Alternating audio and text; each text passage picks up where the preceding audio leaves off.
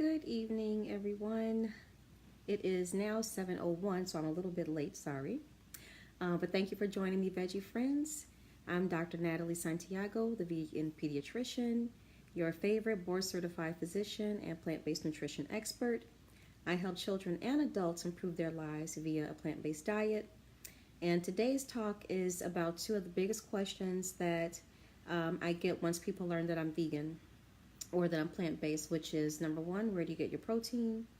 And number two, where do you get your vitamin B12? So just a little bit of a disclaimer, just know that the information that I share either on Facebook Live, on my website, my blog, or my social media posts are general information. Because everyone's body is different, everyone's medical history is different, and because I don't have access to your specific medical records, please do not take what I say and apply that to your life. Before you make any changes in your diet, your lifestyle, your medications, make sure you talk with your primary care physician, either your MD or your DO, to get medical advice that is specifically tailored to you and to your medical conditions. So, what is protein? So we're going to do a little bit of biochemistry tonight, not too much, but proteins are basically long chains of amino acids, which are the building blocks of protein. And these amino acids, they contain elements including carbon, nitrogen, hydrogen, oxygen, and several others. So when you string these amino acids together, they become proteins. So protein is one of the three macronutrients along with carbohydrates and fats. So we do need all three. The role of protein in our body has several roles. A couple of those roles are it helps us to build and to repair muscle. It helps to build and repair tissues such as cartilage, skin, and bone. And the other benefit is that it helps us to feel full in between meals. So dangers of too much protein. So protein overload can result in kidney damage, because the kidney's job is to filter the blood. And so if you're getting too much of a protein load on that kidney, the kidney is going to have to work overtime. And the kidneys are not made to do that. Also, if you're consuming too much animal protein in particular, animal protein also comes with other things like extra fat, extra cholesterol. And so if we're taking in extra fat or extra cholesterol, that increases our risk of cardiovascular disease, which can increase our risk of stroke, heart attacks, and many other conditions. So before we get really into it, I did a disclaimer just about things in general. Good evening. That's my sister-in-law, Tina. Hi, thank you for joining me. And Mr. Colton, thank you for joining me. So there are some medical conditions that do require higher amounts of protein. And so again, before you apply anything that I say on any of my posts or Facebook Live, blog, whatever, before you apply that to your life, please, please, please talk with your doctor or your children's doctor first. So let me just slide this. Okay, so common misconceptions. Hi, Dr. Haley. That's my career coach right there, my mindset coach. Thank you for joining. That's Dr. Tony A. Haley. So common misconceptions about protein. The most common misconception is that only animal foods have protein. And so why is that? Why do people have this belief? Well, that's because advertisers in the food industry have told you that for decades. They talk about, what's for dinner and, got meat and what, blah, blah, blah, blah, blah, protein, protein, protein. And so I won't go into specific industries or companies. However, many of you may remember maybe 15, 20 years ago, a very famous, beloved daytime talk show host went on her show and made a comment, a negative, well, I wouldn't say negative, but made a comment that, because what she said was gold, right? So people listened to her. And so she made a comment that made people question their intake of a certain type of meat. And after that, that company actually took her to court. So I won't mention her. I know you know who I'm talking about. I won't mention that company because I don't want them coming after me either. Just suffice it to say that there's a lot of money to be made in convincing people that they have to eat animal protein in order to be healthy. That's my BFF, Nurse Lisa. Thank you for joining me, Nurse Lisa. Alrighty. So more misconceptions about protein. So some decades ago, there was the school of thought that plants didn't contain complete proteins. You could only get a complete protein from eating animal products. And so that school of thought has since been disproven. So there are 9 essential amino acids, and you can get all 9 of those from plant sources. I'll talk a little bit more about that later. So more about our connection with plants and other animals. So some of the largest land mammals are either mostly or exclusively herbivorous, meaning that they eat mostly plants or herbs. That's where herbivorous comes from. So elephants, horses, cows, some primates, they are either completely herbivorous or mostly. And then I'm a big nerd. Of course, everyone probably knows that. And you may know that I really love dinosaurs. So some of the largest prehistoric animals, including dinosaurs, were herbivorous, including Triceratops, my favorite, had the 3 horns. Stegosaurus had the bony plates. Ankylosaurus has the tail that has the spikes. Oh, no, sorry. He has the tail that has, it's like a club. Apatosaurus, which many people call Brontosaurus, that was not the correct name. It was actually Apatosaurus. And then the woolly mammoth. All of these animals were herbivorous, and they were humongous, right? So they got their protein from plants, right? So, Dr. Natalie, the question I get, that's great for those animals. What about humans? Okay, so we're not as large as these animals, of course. However, I always want people to know that there are many elite plant-based athletes out there who get all of their nutrition from plants, and they're either very muscular or very lean, very competent in their sports. So for example, many of you know of David Carter. He goes by the name of 300-pound vegan. He's retired from the NFL, so he's not quite 300 pounds anymore, but he's still vegan and still very buff. Karina, thank you for joining me. Oh my goodness, it's so good to see you. Thank you. So David Carter, Serena Williams, who is the best tennis player of all time. Cam Awesome is a boxer, very buff. Torrey Washington, professional bodybuilder. One of my Facebook friends, Ellen Jaffe Jones, is a marathoner, and she's setting records for women over 60. She's also plant-based. Scott Jurek, who's an ultra marathoner. Ultra marathoners, if you're not familiar, they run 24 hours straight, all vegan. So if you like do a search of vegan or plant-based athletes, I mean, that list is just long. So these elite athletes are getting plenty of protein clearly, or they would not be able to perform in their sports. So we can cut out the middleman, right?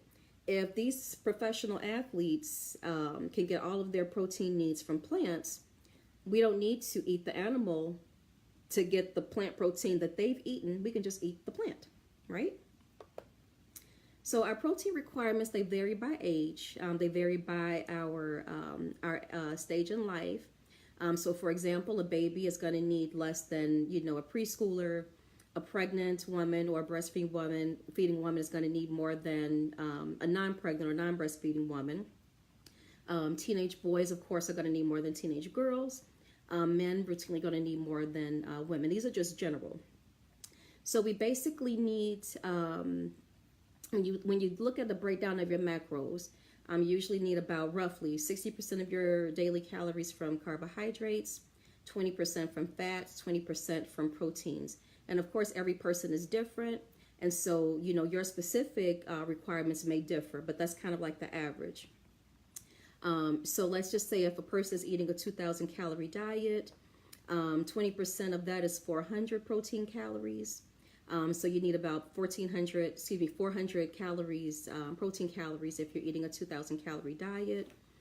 400 protein calories translates to about 100 grams of protein. Okay. So many, who else has joined me? So my cousin Steve has joined me.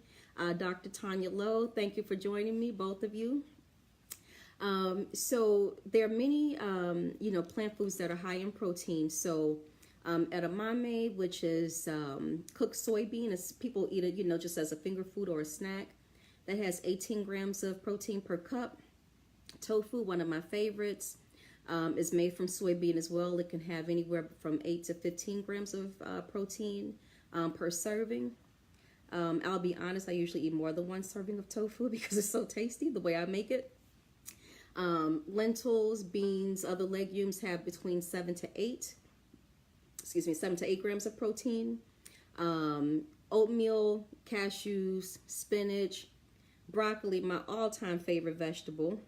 Oh, Dr. Tony Haley said that she had tempeh for lunch. Yes, so tempeh is a soy product as well, and so that's very high in protein, about 16 grams of protein per 3 ounces.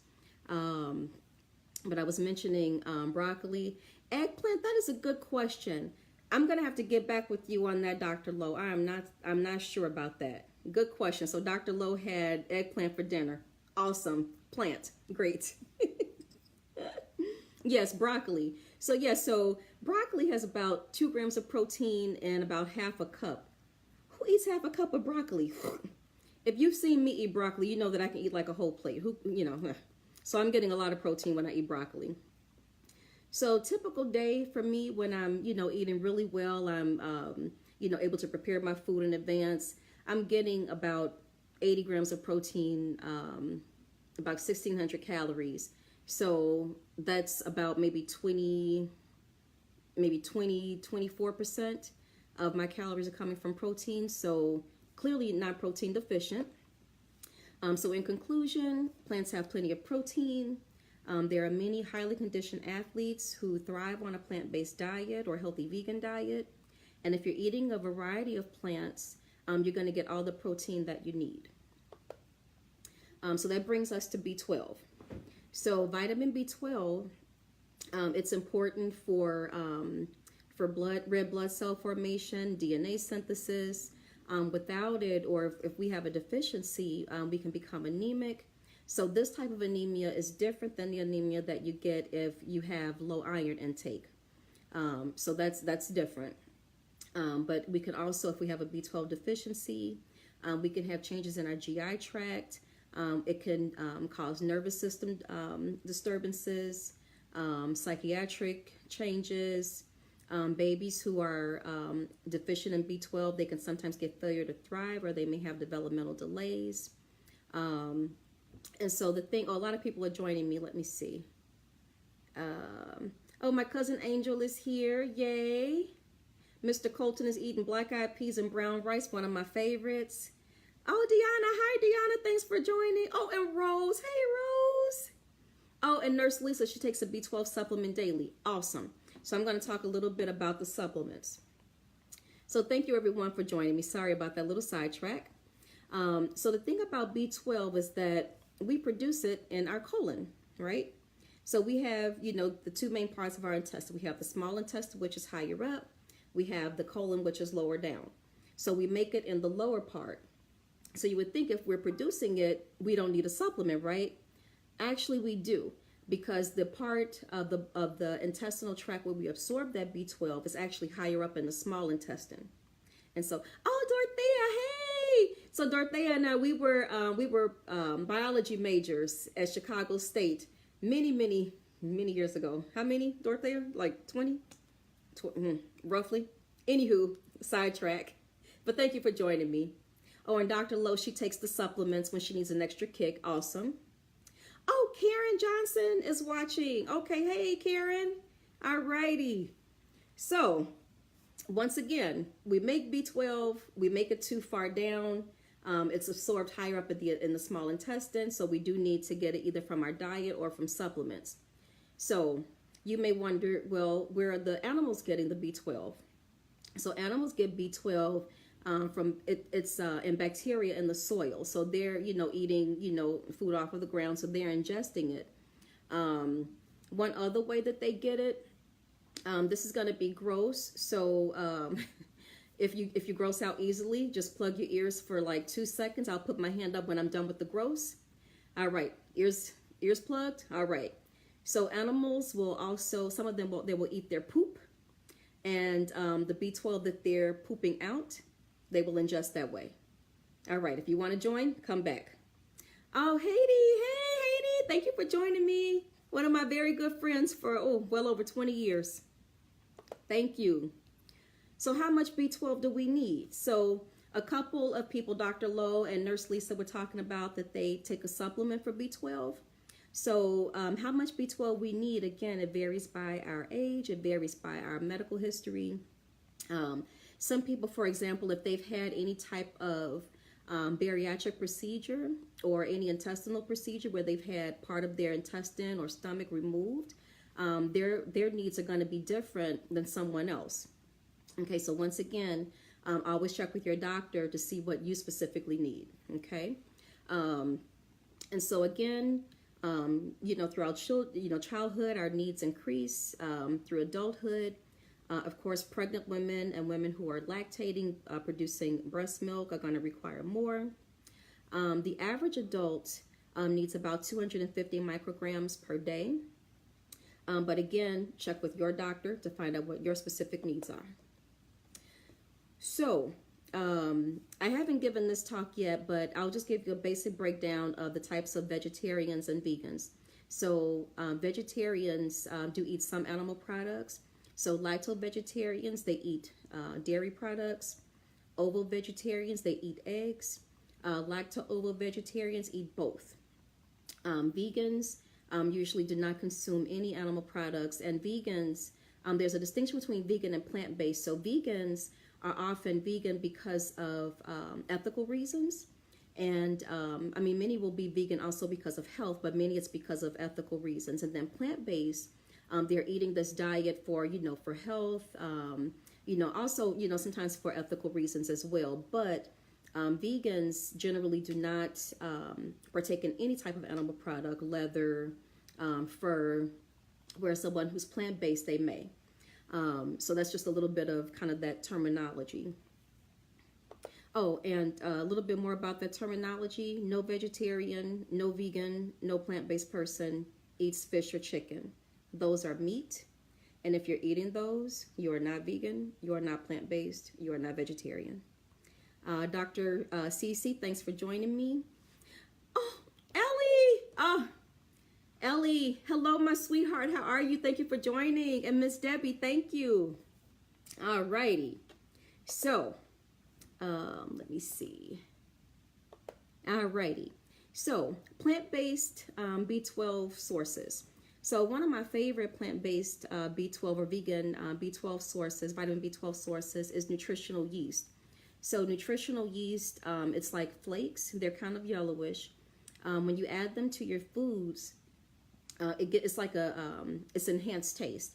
So I may add it onto broccoli, stir fries, popcorn. When I make my tofu scramble, I'll sprinkle some on there as well. You need about, to get that required amount that you need per day on average, you can eat 2 tablespoons 3 times a day. Nutritional yeast tends to be a little bit costly. So some people will do a little bit of that, and then they'll also supplement their B12 through fortified cereals, fortified plant milks or other plant foods, and then others will take a multivitamin. So some people will get a multivitamin that has everything. Some will get just strictly B12 vitamin supplement. In conclusion, plants have protein, right? We got that. People who are eating a vegan or a plant-based diet can get plenty of protein from their plants. They can get their vitamin B12 from supplements or fortified foods. And as always, like I said, check with your doctor to find out what your specific needs are for protein and B12 and for other nutrients. So that's all I have for you tonight, veggie friends. This has been Dr. Natalie Santiago, the vegan pediatrician, your favorite board-certified physician and plant-based nutrition expert. I help children and adults improve their lives via a plant-based diet. So thank you for joining me. Have a wonderful evening. See you next time, and eat plants. Bye.